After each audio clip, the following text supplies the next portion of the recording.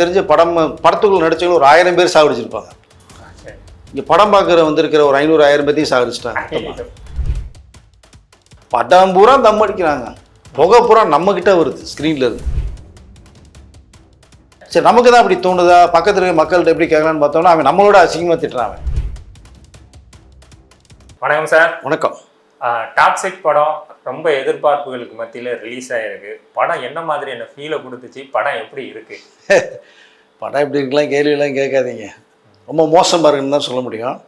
ஏன்னா நீங்கள் சொன்னது மாதிரி ரொம்ப எதிர்பார்ப்போட ஒரு 600 கோடி ரூபா பட்ஜெட்டில் பிரம்மாண்டமாக தயாரிக்கப்பட்ட படம். கேஜிஎஃப் அப்படிங்கிற அந்த பிரம்மாண்டத்தை கொடுத்ததுனால எல்லா இந்தியாவில் இருக்கிற அத்தனை மிகப்பெரிய ஒரு ஃபேன் ஒரு பட்டாளத்தையே உருவாக்கியிருக்காரு.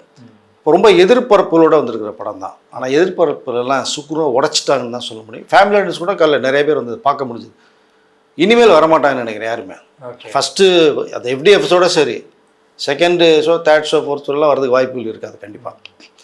ஏன்னா என்ன சொல்ல வராங்கன்னே ஃபர்ஸ்ட் ஆஃப் ஆல் புரியல. ஒரு கதை இருக்கணும், படம்னா ஒரு கதை இருக்கணும், ஒரு மெசேஜ் இருக்கணும், ஒரு ஹியூமர் சென்ஸ் இருக்கணும். இது மாதிரிலாம் இருக்குது கொண்டு போகணும். படத்துக்கு ஒரு ஃபைட்டு தேவைங்க. ஆனால் ஃபைட்டே ஒரு படமாக பண்ணால் எப்படி இருக்க முடியும்?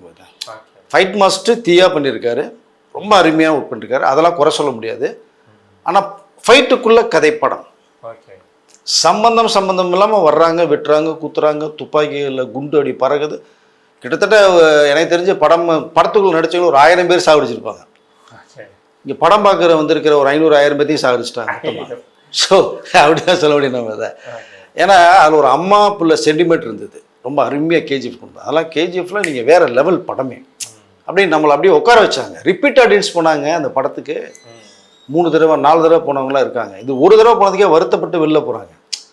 ஸோ இப்போ என்ன சொல்ல வர்றங்கிறதே தெரியாமல் வந்து டைரக்டர் ஒரு ஸ்கிரிப்டை பண்ணி எஸ்ட்டை சொல்லி அதை கேட்டு அதை ஓகே பண்ணி அவரும் ஒன் ஆஃப் த ப்ரொடியூசராக இருக்காங்க.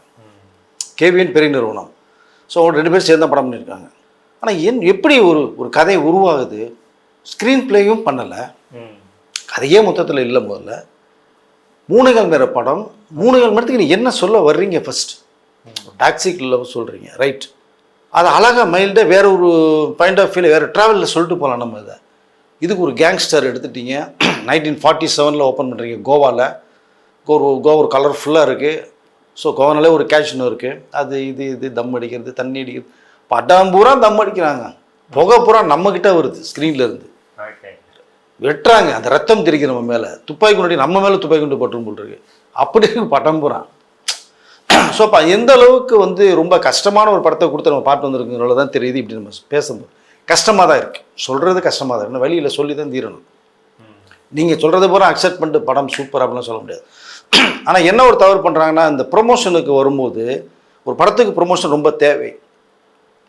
ஆனால் இவங்க ப்ரொமோஷனுக்கு வந்து படத்தை பற்றின விஷயங்களை வேறு மாதிரி மக்கள்கிட்ட வந்து துணிச்சிடுறாங்க. இப்போ அது எதிர்பார்ப்பு அதிகமாக இருக்குது. போனோடனே திட்ட ஆரம்பிக்கிறாங்க. யோ, நீ ப்ரொமோஷனில் அப்படி சொன்ன இப்படி சொன்ன இல்லையா? ஸோ கங்குவா படத்துக்கே அப்படி தான் சொன்னாங்க ப்ரொடியூசரு. அந்த தப்பை யாரும் பண்ணக்கூடாதுன்னு சொன்னோம். நம்ம இதுலேயும் அதான் பண்ணியிருக்காங்க. இங்கேருந்து கர்நாடகாவுக்கு இங்கே நயன்தாரா வந்து ப்ரொமோஷனுக்கு போனாங்க, நம்ம பார்த்தோம். ஒரு படத்துக்கு நீங்கள் மிகைப்படுத்தி ஒரு மக்கள்கிட்ட சொல்லி கூடத்தை சேர்ந்து ஒரு விஷயம் ஒன்று இருக்குது. கண்டென்ட் உள்ளுக்குள்ளே இருக்கணும் இல்லை, நீங்கள் சொல்கிறத வந்து நம்பும்படியாக இருக்கணும். நீங்கள் அது கொஞ்சம் மிஸ்ஸிங்கு. நயன்தாரா வந்து இந்த படத்தில் வந்து வேறு லெவலில் பண்ணியிருக்காங்க. ஃபைட்லாம் தாறுமாறாக பண்ணியிருக்காங்க. ஏன்னா நம்ம நயன்தாராவா இது அப்படிங்கிற லேடி சூப்பர் ஸ்டார்னா ஓகேங்கிற மாதிரி தெரியுது நமக்கு. அதை ஃபைட்டு திருக்கி விட்ருக்காங்க. காஸ்டியூம்ஸு, அவங்க பேசுகிற டைலாக் டெலிவரி, அந்த மேண்ட்ரிஸ், அந்த ஸ்டைல் எல்லாமே வந்து கலக்கியிருக்க. வேற ஒரு நயன்தாரா நீங்கள் பார்க்கலாம். யஷ்னு சும்மா சொல்லிட்டேன் 3 கெட்டப்பில். மிடில் ஏஜில் ஒரு கெட்டப்பு, அப்புறம் ஃபாதர் ஓல்டு கெட்டப்பில் ஒன்று, அப்புறம் 20-25 வயசு பையனாக ஒரு ஒரு ஒரு கெட்டப்பில் ஒன்று வராரு பாருங்க. மிரட்டி இருக்காருங்க. அதில் என்ன ஆக்டிங்கு! பட் எல்லாமே வேஸ்ட்டாக போடுதுன்னு நினைக்கும் போது தான் நமக்கு வருத்தமாக இருக்காது. ருக்மிணி வசந்த், அப்புறம் இந்த பக்கம் அப்புறம் இன்னொரு 2 ஹீரோயின். கதை ஃபஸ்ட்டு ஒன்றும் கிடையாது. அதனால நம்ம வந்து அதுக்குள்ளே உள்ளே போக முடியல. சார், மிகப்பெரிய ஹீரோ, இந்தியா ஃபுல்லாக மார்க்கெட் இருக்குது. கடந்த படம் 4 வருஷம் கழிச்சு ஒரு படம் ரிலீஸ் ஆகும்போது இவ்வளோ கேர்லெஸ்ஸாக இருந்திருப்பாங்களாங்கிற ஒரு கேள்வி வருது இல்லை சார்? இல்லை, இடையில படம் பார்த்துட்டு கூட பிடிக்கலன்னு சொன்னாங்க. என்ன படம்னு வச்சுருக்கீங்க, இது ஒன்றுமே புரியல, செய்யலைன்னு சொல்லி தான் நிறைய சேஞ்சஸ் பண்ணி கூட ரீஷூட் பண்ணப்பட்ட தகவல் நமக்கு இருக்குது. ஆனால் நீங்கள் முடிச்சுட்டீங்க. நீங்கள் என்ன ரீஷூட் பண்ணாலுமே அதுக்குள்ளே என்ன சொல்ல முடியும்? நீங்கள் பட் அதனால் படம் பார்க்கும்போது 3 மணி நேரம் படத்தை வந்து உட்காரவே முடியல. உங்களுக்கு ரசிகர் பட்டல் அங்கெல்லாம் பார்த்தீங்கன்னா இந்த பாக்ஸ், அதாவது சவுண்ட் பாக்ஸில் ஏறுனது, அதில் ஏறுனது, கூட்டத்தை பார்த்து பண்ணது, விழுந்தது, இந்த நிகழ்ச்சியை ரத்து பண்ண விஷயங்கள் இருக்குது. இவ்வளோ எதிர்பார்ப்புகள் மக்கள் மத்திய ரசிகர்கள் இன்றைக்கி வச்சுட்டு ஒரு படம் எப்படி கொடுக்கணும்னு ஒரு விஷயம் இருக்குது. அது அம்மா ஃபுல்லாக சென்டிமெண்ட் வச்சுருந்தீங்க, நல்லா இருந்துச்சு. அக்கா தம்பி சென்டிமெண்ட் வச்சுருக்காங்க. அக்கா தம்பினாலே நமக்குன்னு ஒரு கலாச்சாரம் இருக்குது, ஒரு பாசம், உயிருக்கு. அம்மாவுக்கு அடுத்து அக்கா அம்மாங்க இல்லையா? கண்டிப்பாக. நான் அக்கா முன்னாடியே இந்த தண்ணி அடிக்கிறது, தம் அடிக்கிறது, அந்த பொண்ணுக்கிட்ட போயிட்டு வருது, அக்கா அதுக்கு அட்வைஸ் பண்ணுறது, நீ எங்கே போகிற எனக்கு தெரியும் பண்ணுறது. இவர் பிடிச்ச தம்மா அக்கா எடுக்கணும், நயன்தாரா ஏதாவது அந்த தம்மை அவங்க அடிக்கிறது. படம் பூரா சிகரெட் பிடிச்சிட்டே இருக்காங்க, புகையாக வருது படம் பூரா. ஒரு பக்கம் தண்ணியே அடிக்கிறாங்க, பாட்டிலாக குடிக்கிறாங்க. அந்த விஷுவல்ஸ் ரொம்ப வல்கராக இருக்குது. டாக்ஸி லவ்னு சொல்லி அதனுடைய அது என்ன சொல்கிறது, அது ரொம்ப அருவருப்பாக இருக்குது. நமக்கு அது நம்ம வந்து பார்க்க முடியாது. நீங்கள் தனியாக போய் படம் பார்க்கலாம், பார்த்தா கூட உங்களுக்கு அது பெரிய உடன்பாடு வராது. அது ஒரு நல்லவனை கூட கொஞ்சம் மூட மாற்றி தேவையில்லாமல் ஒரு கெட்ட வேலை கொண்டு போகிறதுக்கான அமைப்புகள் நிறைய படத்துக்குள்ள வச்சுருக்காங்க. அது தேவையில்லாத ஒன்று. இன்றைக்கே பார்த்தீங்கன்னா நிறைய பசங்களாம் வாழ்க்கையை சீரழிச்சிட்டு இருக்காங்க. போதையில் போய் யாரும் என்னென்னமோ ரிலேஷன்ஷிப்ன்றாங்க, பிளாக் ஷிப்ன்றாங்க, ரிலேஷன்ன்றாங்க, இந்த சிப்புன்றாங்க, வேஸ்ட் பண்ணிகிட்டு இருக்காங்க. இப்போ சமீபத்தில் கூட பார்த்தோம்னா இந்த பிஜிலாம் பார்த்தா பிஜியில் பிஜி வந்துருச்சுன்ற ஒரு தகவல் வேறு கேள்விப்படுறேன். அது பயமாக இருக்குது. கார்ப்பரேட் நிறுவனங்கள் நிறைய பேர் பார்த்தோம்னா இப்போ நிறைய வந்து லேடிஸ் ஹாஸ்டல், ஜென்ஸ் ஹாஸ்டல் தான் நீங்கள் போர்டை பார்த்துருப்பீங்க.